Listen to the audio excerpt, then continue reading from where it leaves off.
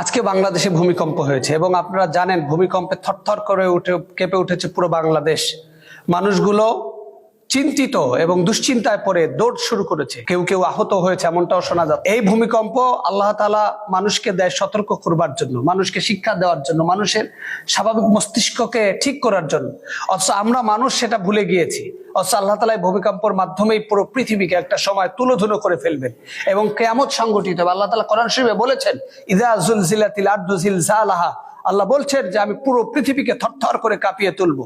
এবং তখন আল্লাহ তাআলা বান্দাকে বলছেন সতর্ক করে যে তখন পাহাড়, বাড়ি, ঘর, জমিন তুলার মতো উঠতে থাকবে বাতাসে।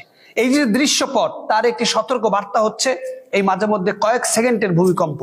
আমরা তো দেখলাম যে ভূমিকম্পটা কয়েক সেকেন্ড মাত্র শুধু একটু অনুভূত হয়েছে, তাতেই মানুষ অস্থির, জীবনের জীবিকার চিন্তা সব বাদ দিয়ে যে যার যার মতো দৌড় শুরু করেছে। অথচ যে ভূমিকম্প থেমে গিয়েছে, ভূমিকম্প স্টপ হয়েছে, তখন কিন্তু তাদের এই চেতনা পরিবর্তন হয়েছে। অথচ এই ভূমিকম্প কয়েকটি কারণে হয়।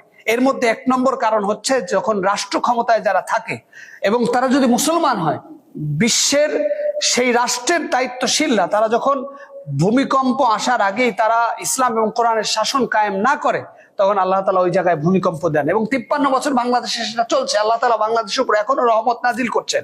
কেননা কারণ বাংলাদেশে যে ভূমিকম্প হওয়ার কথা ছিল এখনো হচ্ছে না, কারণ 53 বছর কোরআন বিরোধী, ইসলাম বিরোধী শাসন বাংলাদেশে পরিচালিত হচ্ছে।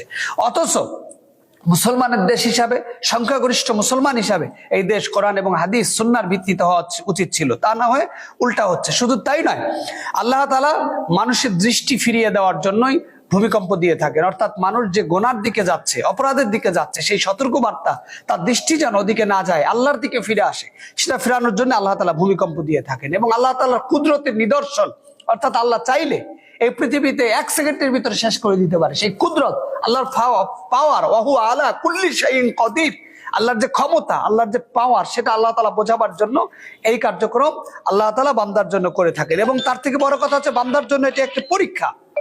আল্লাহ তাআলা বলছেন লিয়াবলুয়াকুম আইয়ুকুম আহসানু আমালা, এই দুনিয়াটা বান্দার জন্য একটি পরীক্ষা। সেই পরীক্ষার কেন্দ্রবিন্দু, পরীক্ষার হল হিসেবে আল্লাহ তাআলা এই ভূমিকম্প দিয়ে থাকে। রাসূল আকরাম সাল্লাল্লাহু আলাইহি সাল্লাম বলেছেন যে বান্দার জন্য সব থেকে সতর্কতা এই ভূমিকম্প, সিডর, আয়লা, দুর্যোগ, এটা বান্দার জন্য একটি সতর্ক বার্তা।